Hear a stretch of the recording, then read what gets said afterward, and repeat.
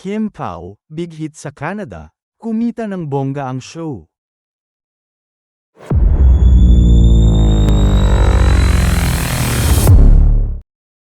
Kumita ng bongga ang Vancouver, Canada show na kasama sina Kim Chiu at Paolo Avellino. Base ito sa computation ng ilang miyembro ng Kim Pao Landia na nanood ng nasabing show. Sa isang source na nakatsikahan namin may halagang 250 Canadian dollars ang ticket bawat isa. Sa palitan, ang bawat isang Canadian dollar ay may katapat na 42 sa Philippine peso. May 16,000 capacity ang venue. Pero syempre, hindi naman lahat ng seats ay nagamit. Ibinakante ito dahil dead spot mula sa stage.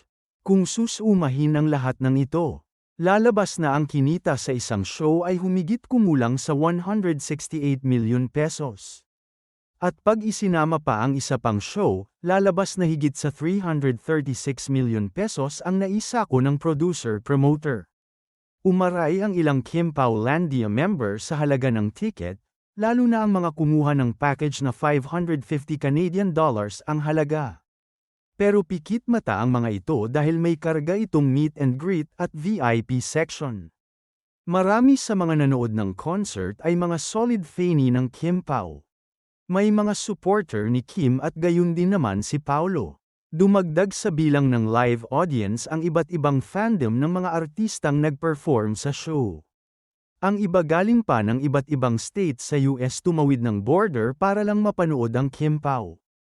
Hindi naman nabigo sa inaasahang kilig ang Kim Pao Landia US at Canada dahil busog-lusog sa romansa ang kanilang lodi. Nagsimula na ang balikatan ng Kim Pao Landia para siguraduhing magtatagumpay sa streaming ang lalabas na serye ng kanilang lodi na sina Kim Chiu at Paolo Avellino. Umabante na ang panawagan ng Kim Pao Landia sa kapwa nila Solid para mamigay ng subscription sa streaming app kung saan ilalabas ang acting project ng Kim Pao. Trending na nga sa X-Media ang imbitasyon ng mga ito sa mga kapwa nila supporters na mamimigay sila ng libreng subscription sa sino mang gustong makapanood ng serye nina Kim at Paolo. Nangunguna ang mga OFW sa pag-aalok ng hindi bababa sa 8 subscription.